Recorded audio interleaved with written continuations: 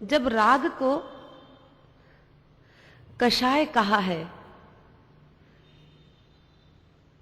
तो फिर राग संसार से हो कि राग परमात्मा से हो, बंधन ही है। बेड़ी तो बेड़ी ही है, चाहे सोने की बेड़ी हो चाहे लोहे की बेड़ी हो। भीतर में अगर राग भाव है, भीतर में अगर आसक्ति का भाव है, भीतर में अगर ममत्व का भाव है, तो चाहे वह परमात्मा के प्रति हो चाहे वह संसार के प्रति हो, वह हमारा कल्याण कैसे कर सकता है। प्रश्न मन में हो सकता है कि महाराज जब राग छोड़ना है तो फिर भगवान से कैसा राग, फिर परमात्मा की वाणी से कैसा राग, फिर साधु संतों से कैसा प्रेम। बात थोड़ी समझने जैसी है और इसीलिए परमात्मा ने दो प्रकार की डेफिनेशन दी, एक प्रशस्त राग और दूसरा अप्रशस्त राग। जो पदार्थों की ओर लेकर के जाए, जो संसार की ओर लेकर के जाए, जो संसार में ही बांध करके रखे, अथवा तो जो अशुभ कर्मों का बंद कराए, अथवा जो मुझे दुर्गति में ले जाए, वह अप्रशस्त राग है। संसार और संसार के पदार्थों से किया जाने वाला प्रेम, परिवार और परिजनों से किया जाने वाला प्रेम, ममत्व, मोह, आसक्ति, मूर्छा, कुछ भी कहें, सारे एकार्थवाची शब्द है। उन सब से किया जाने वाला प्रेम अप्रशस्त राग है और परमात्मा से किया जाने वाला प्रेम प्रशस्त राग है, शुभ राग है। अनादिकाल से मेरे राग के संस्कार हैं, अनादिकाल से मैं राग के बंधनों में बंधा हुआ हूं। मैं जहां भी गया, जहां भी मैंने जन्म लिया, वहां पर मैंने या तो राग किया और या मैंने द्वेष किया। ये दोनों ही भाव मेरी आत्मा के साथ अनादिकाल से लगे हुए हैं। और इसलिए चूंकि मैंने संसार और पदार्थों से राग किया है, तो मेरा संसार और अधिक बढ़ता गया है, बढ़ता गया है। तो राग के जब संस्कार है, उन राग के संस्कारों को मैं यूं ही तोड़ नहीं सकता, यूं ही छोड़ नहीं सकता, उससे मैं एकदम मुक्त हो नहीं सकता। संस्कार अनादिकालीन है और अनादिकालीन संस्कारों को तोड़ने के लिए एक हथौड़ा पर्याप्त नहीं होता। एक लोहे की श्रृंखला है, मजबूत श्रृंखला है, मजबूत बेड़ी है। उस बेड़ी को कोई व्यक्ति छोटे से हथौड़े से तोड़ने का प्रयास करे, एक प्रहार करेगा बेड़ी टूट नहीं सकती, 2 प्रहार करेगा, 10 प्रहार करेगा, क्रमशः प्रहार करता जाएगा, लेकिन उस हथौड़े से एक ही वार में, एक ही प्रहार में, एक ही चोट में वह बेड़ी, वह श्रृंखला टूट नहीं सकती। प्रहार करना पड़ेगा। 100वीं बार जब प्रहार किया है, हथौड़े से 100वीं बार जब प्रहार किया है, जब वार किया है, तो बेड़ी टूटी है। कोई व्यक्ति ये कहे कि 99 बार जो प्रहार किए गए वो व्यर्थ थे, वो बेकार थे, 100वीं बार का प्रहार ही मजबूत था, ताकतवर था, शक्तिशाली था। और 100वीं बार के प्रहार ने ही इस बेड़ी को तोड़ा है। अगर ऐसा वह मानता है तो ये उसकी नासमझी है, उसकी समझ की भूल है। क्योंकि हर प्रहार ने, हर चोट ने, हथौड़े की हर चोट ने क्रमशः उस बेड़ी के बंधन को कमजोर किया है, कमजोर किया है। 100वीं बार जरूर बेड़ी टूटी है, लेकिन 99 बार के प्रहार जितने भी उस पर लगे हैं, पड़े हैं, उन क्रमशः उन प्रहारों ने उस बेड़ी की मजबूती को धीरे धीरे कमजोर किया है, धीरे धीरे उस मजबूती को क्षीण किया है और 100वीं बार में टूटी है बेड़ी। ठीक इसी तरह का मेरा अनादिकालीन संसार का राग भाव है। राग भावों को तोड़ना आसान नहीं है। परमात्मा कहते हैं कि तुम राग से बंधे हुए हो और एक तरह से राग ही तुम्हारा जीवन हो गया है, तो तुम अपने भावों को, अपनी परिणति को बदलो।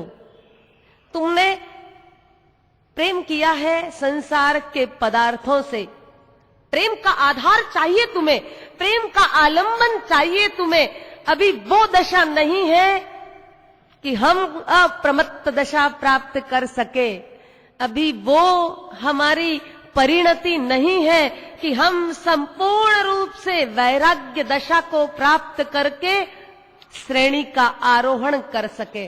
अभी तक हमारी वो दशा नहीं है, क्योंकि अभी तक प्रैक्टिस हुई नहीं है। प्रैक्टिस धीरे धीरे आदमी को परफेक्ट बनाती है। चाहे लिखने की कला हो, चाहे बोलने की कला हो, चाहे दौड़ने की कला हो, चाहे नृत्य करने की कला हो, कोई भी कला। पहली बार कोई भी व्यक्ति माइक पर आए, घबरा जाता है, पांव थरथराने लगते हैं, हाथ पांव कांपने लगते हैं। 4 दिन से पन्ना लेकर के बैठा है, याद करके आया है, लेकिन फिर भी भूल जाता है। Practice makes a man perfect. जितनी प्रैक्टिस करता है इंसान, उतना ही परफेक्ट होता जाता है, उतना ही उसमें विचक्षण होता जाता है। परमात्मा ने यही बात कही है कि तुम प्रैक्टिस करो, एक दिन तुम भी परफेक्ट बन जाओगे, तुम भी परमात्मा बन जाओगे। प्रैक्टिस कैसे करूं? आधार तो मुझे चाहिए, आलंबन तो मुझे चाहिए प्रेम करने का, क्योंकि मैं निरालंबन जी नहीं सकता, निराकार प्रेम मैं कर नहीं सकता, मुझे साकार प्रेम चाहिए। क्योंकि अभी मेरी स्थिति वो है कि जिसमें मैं किसी तरह का आलंबन लिए बिना, किसी तरह का आधार लिए बिना, किसी तरह का माध्यम बनाए बिना अभी तक मैं ऊपर ऊंचाई की ओर जा नहीं सकता। एक पहलवान,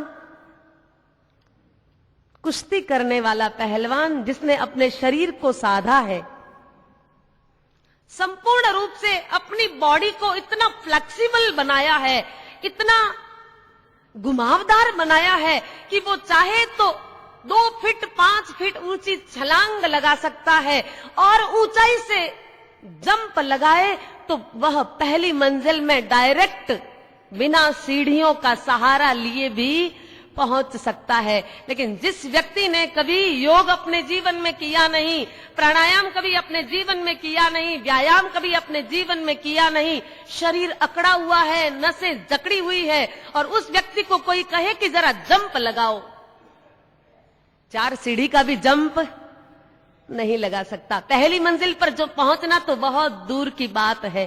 साधना चाहिए, उस तरह की स्फूर्ति चाहिए, और शरीर में स्फूर्ति लाने के लिए प्रैक्टिस भी चाहिए। परमात्मा ने जैसी साधना की वैसी साधना तो हम इस जीवन में कर नहीं सकते। परमात्मा की साधना कैसी थी? ऐसा कहा जाता है शास्त्रों में, हरिभद्र सूरी महाराज ने योग शतक में फरमाया कि परमात्मा ने, कल्पसूत्र में हम सुनते हैं परमात्मा महावीर का छद्मस्त काल कितना? 12.5 वर्ष। यानी कि उन्होंने अपने जन्मों में जो कर्म बांधे हैं, घाती कर्म, क्योंकि घाती कर्मों के क्षय से ही केवल ज्ञान होने वाला है। तो 12 वर्ष का जो साधना काल है, उस साधना काल में तपाया है घाती कर्मों को, घाती कर्मों को तपाया है, तब कहीं जाकर के वो मैल छिन्न भिन्न हुआ है। तो परमात्मा को जो 12.5 वर्ष लगे हैं, हरिभद्र सूरी महाराज योग शतक में फरमाते हैं कि परमात्मा के अंदर इतनी शक्ति, इतना सामर्थ्य और ध्यान की इतनी प्रखर अग्नि, ध्यान की अग्नि सबसे तेज अग्नि हुआ करती है।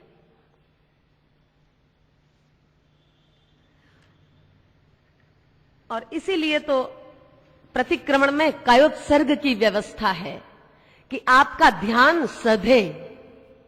ये इसीलिए ध्यान की व्यवस्था है कि आप 1 लोगस का कायोत्सर्ग करें, कि 4 लोगस का कायोत्सर्ग करें, कि 24 लोगस का कायोत्सर्ग करें, लेकिन उन ध्यानों के द्वारा आप अपनी प्रेक्षा करें, आप अपने अंतर मन की वृत्तियों का निरीक्षण करें।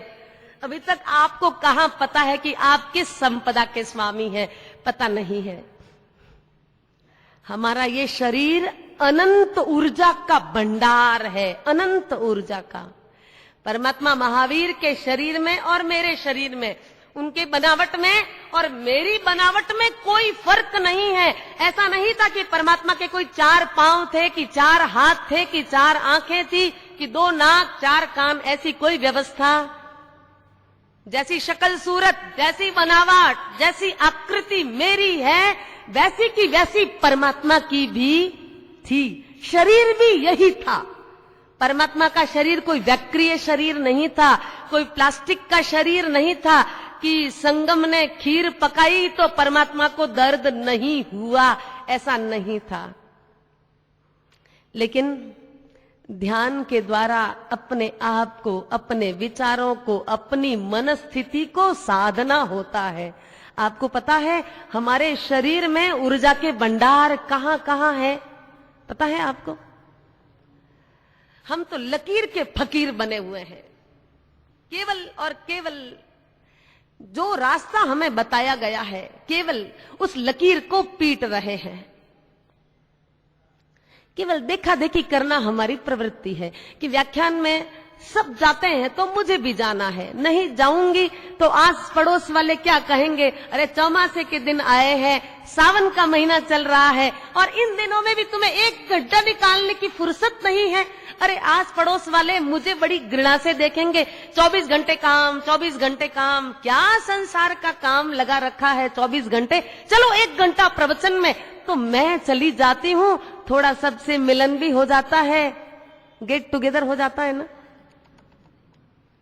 यही तो होता है और क्या होता है? मुझे आप बताइए कि आपके जीवन में क्या अंतर आया है? आपकी वृत्ति में और आपकी प्रवृत्ति में कहां अंतर आया है? कुछ अंतर आया है? आपको लगता है कि मुझे बड़े छोटे कोई 2 शब्द कहे और मैं शांति से सुन लेता हूं, इतना भी पैशंस आपके अंदर आया है? कोई हल्का सा भी आपका जानबूझ करके नहीं, अनजाने में ही सही, अपमान नहीं किया है, लेकिन आपको महसूस हो गया है कि मेरा अपमान हुआ है, आप तिलमिला जाते हैं या समाधि में रहते हैं? कईयों की प्रवृत्ति तो ऐसी है कि शादियों के दिन तो आते हैं जितने आते हैं, और शादियों में भी रिसेप्शन और शादी के दिन 1-2 ड्रेस पहनते हैं, अच्छी अच्छी साड़ियां अंदर पड़ी है, महंगी महंगी साड़ियां दहेज में लाए हैं, अब पहनेंगे कब? नई नई शादी हुई है, नई नवेली दुल्हन आई है, अब सबको पता भी कैसे चले कि फला चंजी के घर फला बीननी आई है, कितनी सुंदर आई है, कितना दहेज लेकर के आई है, कार, सरकार, गाड़ी, मोटर सब लेकर के आई है, क्या पता चले? नई नई साड़ियां पहनना, रोज के नए नए गहने पहनना, और फिर लोगों की दृष्टि को मैं अट्रैक्ट करूं कि ये गहना मैं मेरे पिताजी के घर से। कई बार इस तरह की मानसिकताएं भी हम लेकर के पहुंच जाते हैं। ये धर्म क्रिया, ये प्रवचन, ये सत्संग दिखाने के लिए नहीं है। ये प्रदर्शन का बहाना नहीं है कि यहां आएंगे तो थोड़ा सबसे मिल लेंगे, थोड़ी बातें कर लेंगे, थोड़ा घूम आएंगे, 1 घंटा आराम से थोड़ा शांति से पास हो जाएगा और फिर जाते हुए घर बीच में सारी दुकानें आ रही है, सब्जी लेते हुए जाएंगे, ये सामान खरीदते हुए जाएंगे, मसाला लेते हुए जाएंगे। अरे भाई वहां तक तो जाना ही है, दादावाड़ी के बाहर तक तो जाना ही है, थोड़ा सा 10 कदम और अधिक जाना है, आधा घंटा पहले निकलना है। ये लक्ष्य हमारा सही नहीं है, ये क्रिया हमारी सही नहीं है, और इसीलिए कोई भी क्रिया आपके जीवन में किसी तरह का परिणाम देती हुई नजर नहीं आती है। सामयिक का परिणाम जो पूर्णिया के जीवन में आया था, आया हमारे जीवन में। पौषध तो बहुत किए, उपदान हुआ है पिछले साल, गुरुदेव ने उपदान कराया है, तो पौषध की लड़ी भी लगी है, प्रायश्चित में पौषध भी दिए हैं। अब पौषध तो उतारने हैं, महाराज हैं तो पौषध भी उतारने हैं। हालांकि मैं पौषध की कोई निंदा नहीं करती, जो करते हैं वो बड़ भागी है कि वो उपवास भी करते हैं, दिन भर घर परिवार संसार से दूर भी रहते हैं। इतना तो मन को साधा है, लेकिन इतना साधने के बाद आए हैं किनारे, पहुंच गए हैं अमृत कुंड में, लेकिन फिर भी अमृत कुंड में कोई पहुंच जाए इतने भर से क्या वो अमर बन जाएगा? एक व्यक्ति एक साधु के पास में पहुंचा और उस व्यक्ति ने आपके जैसा ही प्रश्न किया कि महाराज धर्म क्रिया बहुत करता हूं, माला भी फेरता हूं, परमात्मा के मंदिर में भी जाता हूं, पूजा भी करता हूं, सारी क्रियाएं करता हूं, लेकिन मेरे जीवन में कोई अंतर दिखाई नहीं देता, क्या बात है? क्यों मेरे जीवन में कोई अंतर नहीं है? महाराज मैं तो मानता हूं कि मैं बड़ा धार्मिक हूं, लेकिन मेरे घर वाले कहते हैं डोंगी हो डोंगी और कुछ नहीं है, इन क्रियाओं में कुछ रखा नहीं है, घर आते हो आग का गोला बन करके आते हो। सासू मां जब घर में आती है, अगर क्रोध करने का स्वभाव है, सामायिक करके आई है, सामायिक नहीं देसावगा सीख करके आई है, 3 सामायिक करके आई है, उपवास का पचखाण लेकर के आई है, लेकिन जैसे ही घर में आई है जैसे कोई ज्वालाबाई घर में आई है। क्यों हमारे जीवन में परिवर्तन नहीं आता? उस व्यक्ति ने भी कहा कि महाराज घर वाले कहते हैं कि तुम्हारे आचरण में 1% भी कोई अंतर दिखाई नहीं देता। क्या बात है महाराज, मैं इतनी आराधना करता हूं, आप जो कहते हो वो मैं करता हूं, लेकिन मेरे जीवन में कोई परिवर्तन दृष्टिगत नहीं होता, ऐसे मेरे घर वाले कहते हैं, इसका समाधान आप कीजिए। अब उस व्यक्ति ने कहा है, उसे समझाना तो पड़ेगा। महाराज ने कहा जाओ बाजार में और एक शराब की बोतल लेकर के आओ, वाइन की बोतल लेकर के आओ। अब महाराज और शराब की बात करें, कुछ समझ में आता है? आपके घर में हम आ जाएं, आप नींबू की शिकंजी तो बहरा सकते हो, आप ठंडाई भी बहरा सकते हो, और दूसरी सारी जो भी शरबत, गुलाब शरबत, बादाम शरबत, जो भी हो बहरा सकते हो, लेकिन ऐसी चीज कोई बहराएगा? महाराज अब उपाश्रय में शराब से क्या लेना देना? बोले मैंने कहा है उस आज्ञा का केवल तुम पालन करो, क्योंकि मैं तुम्हारे प्रश्न का ही उत्तर देना चाहता हूं। ठीक है, वो युवक गया है और बाजार से, धार्मिक व्यक्ति है, क्रियाएं तो बहुत धार्मिक ही करता है, इसलिए शराब की दुकान पर जाने में थोड़े कदम लड़खड़ा रहे हैं कि कोई देखेंगे तो क्या कहेंगे कि यह व्यक्ति सज्जन व्यक्ति, धार्मिक व्यक्ति, परमात्मा की पूजा करने वाला व्यक्ति, श्रावक, यह शराब और वाइन की शॉप पर जैसे तैसे लुकता छिपता छिपाता गया है, एक बोतल लेकर के आया है और महाराज को दी है। महाराज ने कहा ढक्कन खोलो, पैक बोतल है, ढक्कन भी खोला है, और महाराज ने आदेश दिया है। अब ढक्कन खोला है, वो युवक घबरा रहा है। अब महाराज ने ढक्कन खोलने का बोला है, क्या कहेंगे? नहाने के लिए कहेंगे तो नहा लूंगा, डोल दूंगा, लेकिन मुसीबत तो तब हुई है जब महाराज ने कहा है घूंट भरो। क्या करें, धर्म संकट में पड़ गए ना, क्या करें। व्यसन का तो सौगन लिया हुआ है, मद्य मांस आदि सारी चीजों के सौगन लिए हुए हैं, लेकिन फिर भी महाराज ने कहा है तुम मेरी आज्ञा का पालन करो जो मैं तुम्हें कह रहा हूं। और जब कड़काई से कहा है, घूंट भरा है शराब का, एक घूंट जैसे ही भरा महाराज ने कहा थूको, थूक दिया। दूसरी घूंट भरी, फिर थूकने को कहा। क्रमशः बारी बारी एक एक बूंद मुंह में ली है और हलक से उतरे उससे पहले तो कहा है थूको, पूरी बोतल खाली हो गई है। और फिर महाराज ने अब प्रश्न किया है, पूरी बोतल जब खाली हो गई है तो महाराज ने प्रश्न किया, बोलो तुमने पूरी की पूरी बोतल शराब की पी ली है, तुम्हें नशा आया? उसने कहा, कैसी गैली बातें करते हो महाराज, मारवाड़ महाराज, हमजे को नहीं थोड़ा कम हमजे, कैसी गैली बातें करते हो, कैसी अबूझ बातें करते हो। अरे महाराज समझते नहीं हो कि शराब का नशा कब आता है? मैंने कहा पीने से, पीने से नशा आता है। उस व्यक्ति ने कहा कि महाराज आपने मुझे शराब पिलाई है। मैंने कहा बिल्कुल मैंने पिलाई है। महाराज ने कहा बिल्कुल तुम्हें शराब तो पिलाई ही है, तुमने पी है। उस व्यक्ति ने कहा महाराज पी तो है, लेकिन हलक से नीचे उतारी नहीं है। शराब मुंह तक गई है, जबान तक गई है, हल्का उसका स्वाद भी आया ही होगा। जबान में, जीभ में तरह तरह के स्वाद हैं, नमक का स्वाद, शक्कर का स्वाद, खट्टे का, मीठे का, सारे के सारे स्वाद, ऐसी संवेदनाएं जीभ पर बैठी है। एक क्षण में इधर रखा और पता चल जाता है स्वाद क्या है। उस व्यक्ति ने कहा महाराज मैंने शराब मुंह में डाली है, मैंने पी नहीं है। पीने का अर्थ होता है गले से नीचे उतारो। जो चीज पेट में चली जाती है उसे पीना कहते हैं, और जिसे मुंह में भर करके थूक देते हैं उसे क्या कहते हैं? कुल्ला करना कहते हैं। मंजन ऐसे ही तो करते हैं। कोई व्यक्ति दांत साफ करने के लिए मंजन करता है तो गटक थोड़ी लेता है, हलक से नीचे थोड़ी उतारता है।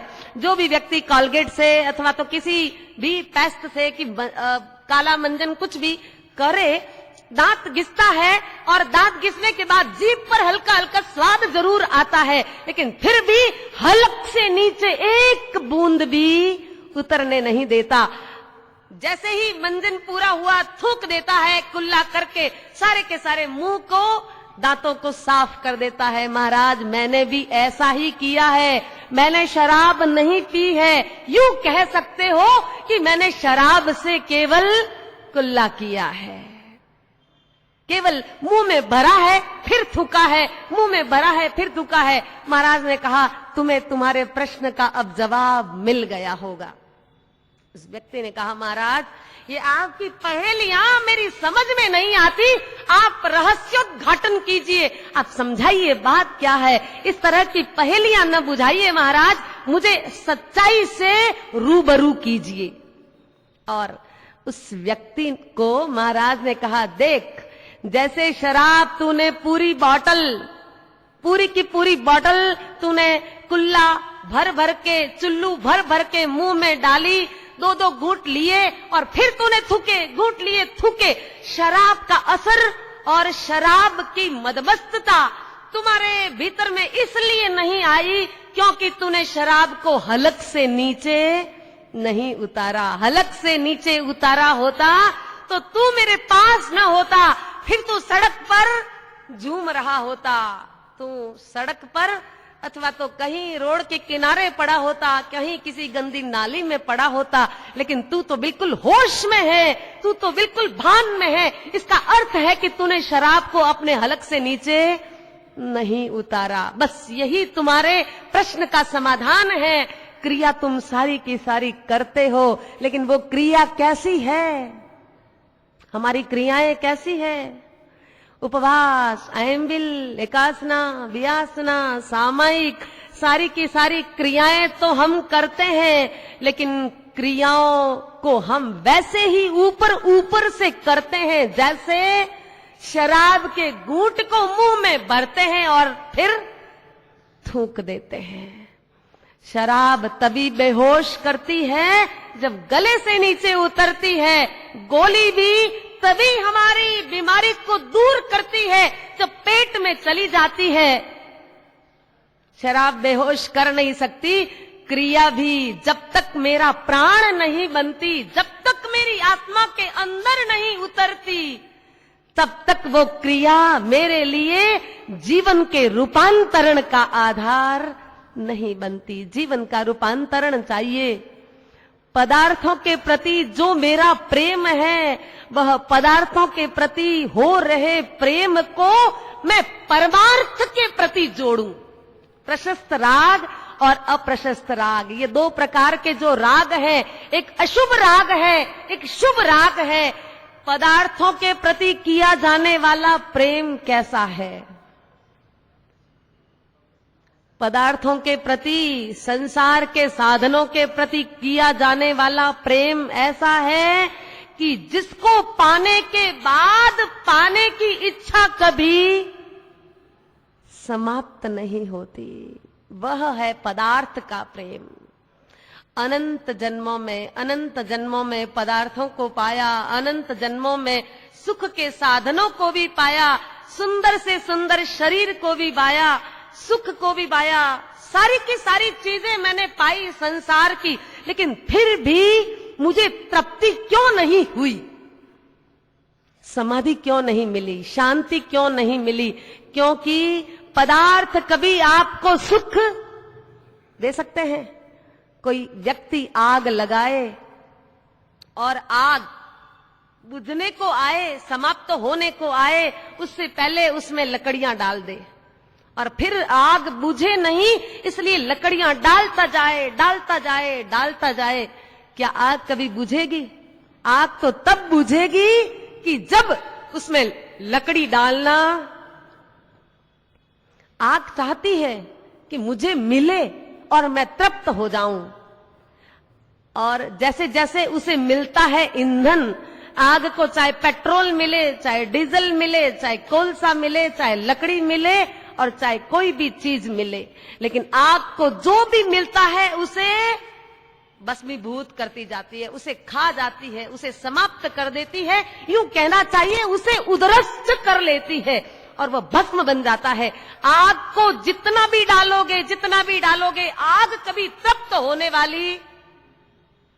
ये मेरा मन भी ऐसा ही है। परमात्मा कहते हैं ये मेरा मन भी ऐसा ही है। भोगान भुक्ता वयमेव भुक्ता, तपोन तप्तम वयमेव तप्ता, कालो न यातो वयमेव याता, तृष्णा न जीर्णा वयमेव जीर्णा। ये प्राकृत भाषा का जो परमात्मा का संदेश है, ये एक संदेश समझ में आ जाए, समझ लेना कि फिर आंखें खुलते देर नहीं लगेगी, फिर ये भाव निद्रा हटते देर नहीं लगेगी, फिर ये मोह की निद्रा टूटते देर नहीं लगेगी। परमात्मा क्या कह रहे हैं? भोगान भुक्ता वयमेव भुक्ता। भोग, ये संसार के साधन। परमात्मा ने दो शब्द दिए हैं, एक भोग और दूसरा उपभोग। जिस वस्तु का आप बार बार भोग कर सकते हो, यूज कर सकते हो, उसे उपभोग कहते हैं। जैसे कुर्सी है, टेबल है, चश्मा है, कपड़ा है, रुमाल है, ये जितने भी साधन हैं, इनका जब हम उपयोग करते हैं, बार बार करते हैं ना, बार बार चश्मा पहनते हैं, बार बार उतार देते हैं, बार बार रुमाल का उपयोग करते हैं, फिर वापस इसको अपने ठिकाने पर रख देते हैं। जिन चीजों का बार बार उपयोग किया जाता है वे चीजें उपभोग के साधन हैं, और जिस वस्तु का एक बार ही उपयोग किया जाता है, आहार, पानी, खाने की सारी सामग्री एक बार खाने के बाद दोबारा वो खाने योग्य नहीं है, दोबारा वो फेंकने योग्य है। तो जिन वस्तुओं का एक बार भोग और जिन वस्तुओं का बार बार भोग, उसे उपभोग कहते हैं, और एक बार उपयोग करूं तो उसे भोग कहते हैं। परमात्मा कहते हैं भोगान भुक्ता वयमेव भुक्ता। अरे भोग कभी तृप्त नहीं होते, हम उन्हें कितना ही भोग लें वो कभी तृप्त नहीं होते। अगर वो तृप्त होते तो निश्चित रूप से आग में डाली हुई लकड़ियां भी आग उसे पाकर के तृप्त हो जाती। आग जैसे चाहे जितना ईंधन डाल दो, संसार भर की लकड़ियां आप डाल दो, पूरे जंगल की लकड़ियां आप डाल दो, लेकिन आग कभी तृप्त नहीं होती। हमारा मन भी कभी संसार के सारे भोग साधन मिल जाएं तभी भी हमारा मन तृप्त नहीं हो सकता। भोगान भुक्ता वयमेव भुक्ता।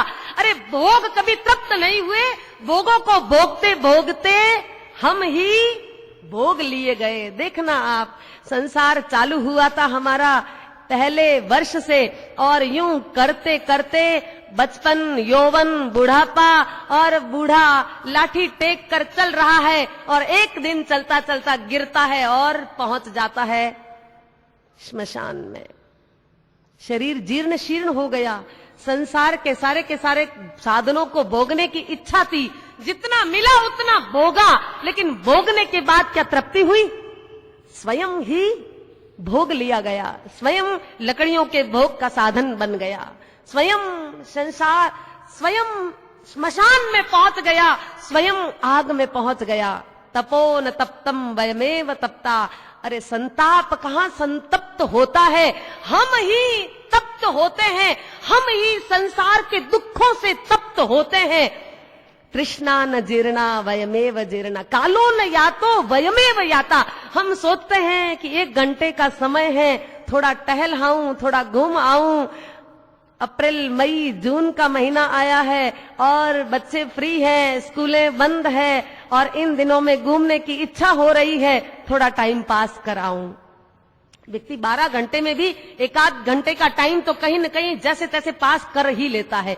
कभी बातों में पास करता है, कभी गप्पोड़ों में पास करता है, कभी खाने में पास करता है, कभी किसी पान के गल्ले पर खड़ा रह जाता है, तो कभी 2-4 घंटे टीवी के सामने बैठ करके अपने समय को पास कर लेता है। बारिश बहुत हो रही है, पानी बहुत सड़कों पर बह रहा है, दुकान जा नहीं सकता, तो करें क्या?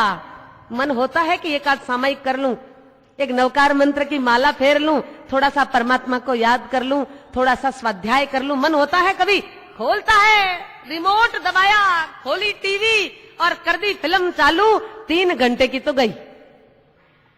टाइम पास करने के साधन चाहिए। मेरे जेब में भी टाइम पास करने के साधन है, मेरे घर में भी टाइम पास के साधन है, ऑफिस में, दुकान, जहां जाओ वह टाइम पास के साधन है।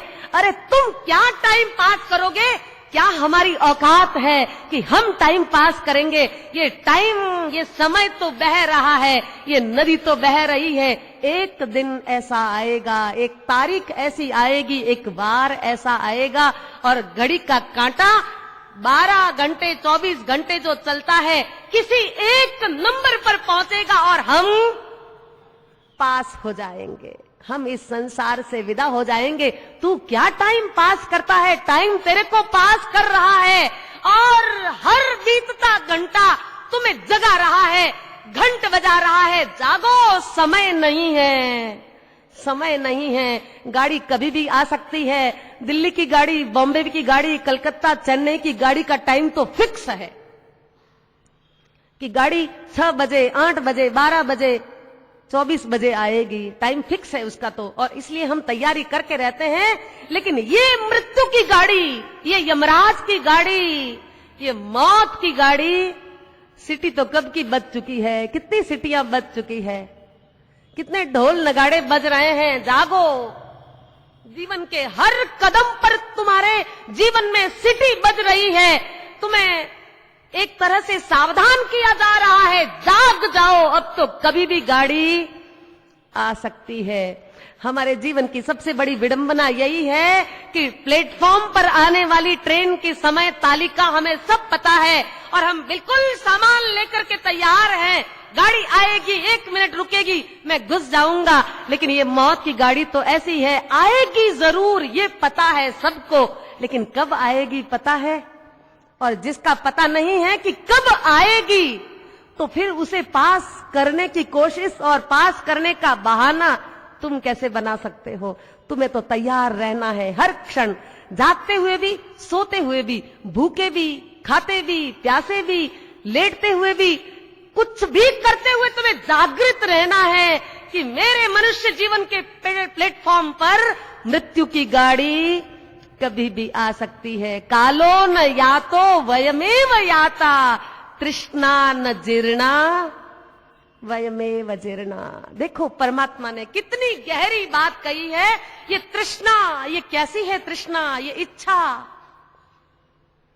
इच्छा कभी तृप्त नहीं होती है। इसलिए परमात्मा ने कहा इच्छा के रोग को, इस महारोग को, इस महा उपाधि को मिटाना है तो दवा क्या है? संतोष। इच्छाओं के रोग को मिटाने के लिए परमात्मा ने कितनी सिंपल दवा बताई है। अरे आप क्यों संसार में इतना पुरुषार्थ और इतनी मेहनत करते हो? परमात्मा ने कहा है कि तू संसार में जितना जितना मेहनत करता जाएगा, जितना प्राप्ति का पुरुषार्थ करता जाएगा, पदार्थ तो मिलेंगे नहीं, मिलेंगे तो तृप्ति देंगे नहीं, और तृप्ति मिलेगी तो भी शाश्वत सुख मिल सकता है? नहीं मिल सकता। जाकर के बैठ जाओ घर के एक कोने में 1 घंटे के लिए, ऐसा सुख मिलेगा, ऐसा आनंद मिलेगा, ऐसी समाधि और ऐसी शांति मिलेगी जो हमें परमार्थ से मिलती है। तृष्णा न जीर्णा वयमेव जीर्णा। मैं कैसे अपने आप को तृप्त करूं? संसार और पदार्थ मुझे कभी भी तृप्त कर नहीं सकते। इसलिए परमात्मा के चरणों में जाकर के जब प्रार्थना करता हूं ना, तब क्या करता हूं? वांछित पूर्ण बोलते हैं ना हम,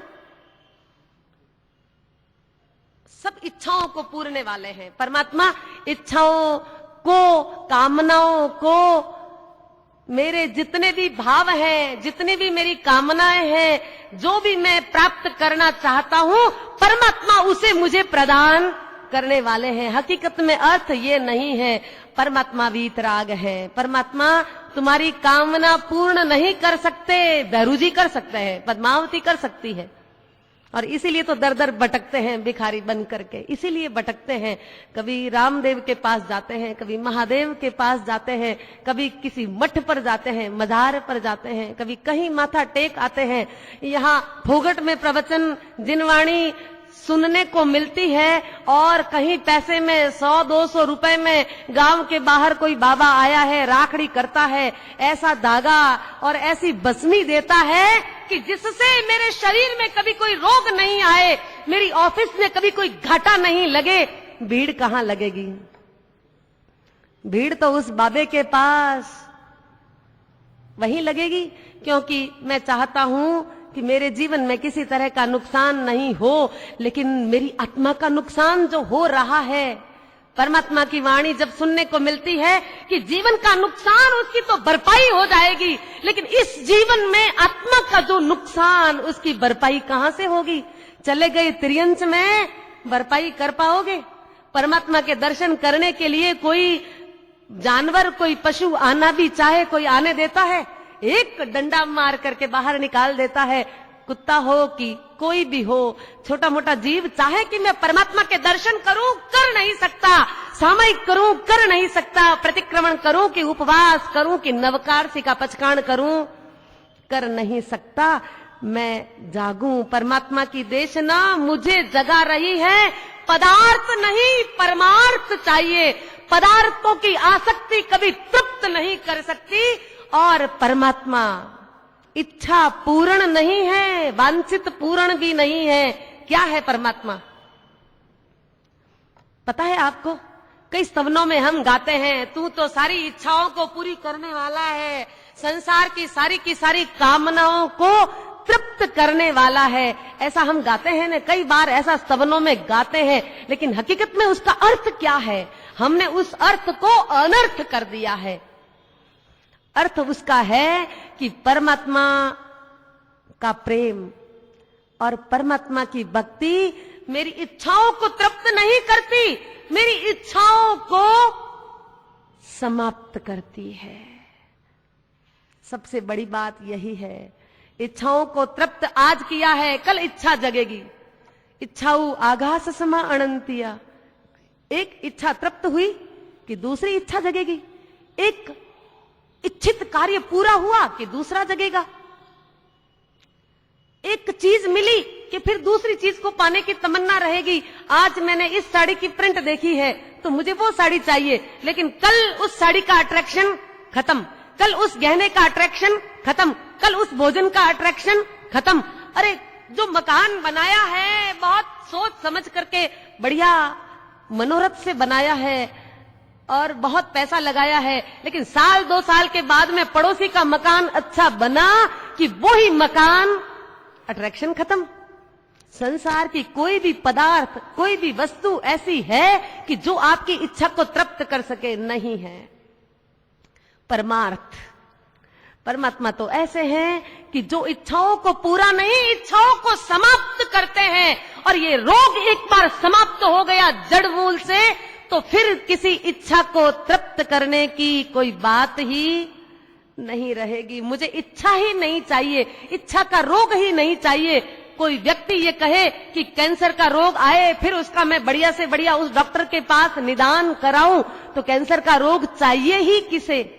ये इच्छाओं का रोग तो कैंसर का रोग है। ये पदार्थों का राग, इन्फेक्शन लगा हुआ है हमारी आत्मा के अंदर।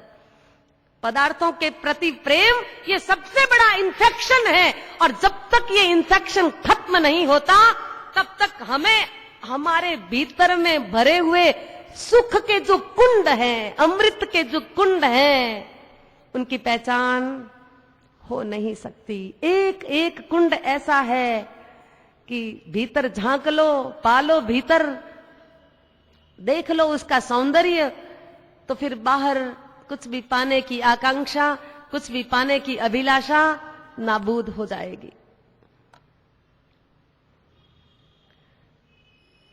अभय कुमार की बात तो फिर अधूरी रह गई, पता नहीं किस दिन पूरी होगी। लेकिन अभय कुमार का जीवन ऐसा ही जीवन था, चेलना का जीवन भी ऐसा ही जीवन था। और सम्राट श्रेणिक अप्रशस्त राग में पड़ा हुआ और दृष्टि बदली तो आया प्रशस्त राग। संसार के प्रति अट्रैक्ट बंधे हुए मेरे मन को मैं परमात्मा से जोड़ूं। एक बार अप्रशस्त राग को खत्म करना है, इसलिए परमात्मा के प्रति प्रेम को जोड़ना पड़ेगा। परमात्मा से जोड़ूं, परमात्मा के धर्म से जोड़ूं, परमात्मा की आज्ञा से जोड़ूं, और परमात्मा के अनुयायी ऐसे गुरु भगवंतों से, गुरु भगवंतों की वाणी से मैं अपने मन को जोड़ूं। अगर मुझे उनसे प्रेम हो गया तो फिर संसार की कोई भी शक्ति मुझे इस संसार में बांध के नहीं रख सकती। पदार्थों के प्रति लगे हुए प्रेम के इन्फेक्शन को खत्म करना है तो परमार्थ से प्रेम जोड़ना पड़ेगा, प्रशस्त राग करना पड़ेगा। गौतम स्वामी जैसा, गौतम स्वामी ने जैसा परमात्मा से राग किया था, प्रेम किया था, ममत्व किया था, बस परमात्मा ही मेरे हैं। हालांकि वो राग भी बाधक है, केवल ज्ञान उससे भी प्राप्त नहीं हो सकता। तो फिर ऐसा राग हम क्यों करें? इस बात का स्पष्टीकरण हम कल करेंगे। ओम शांति।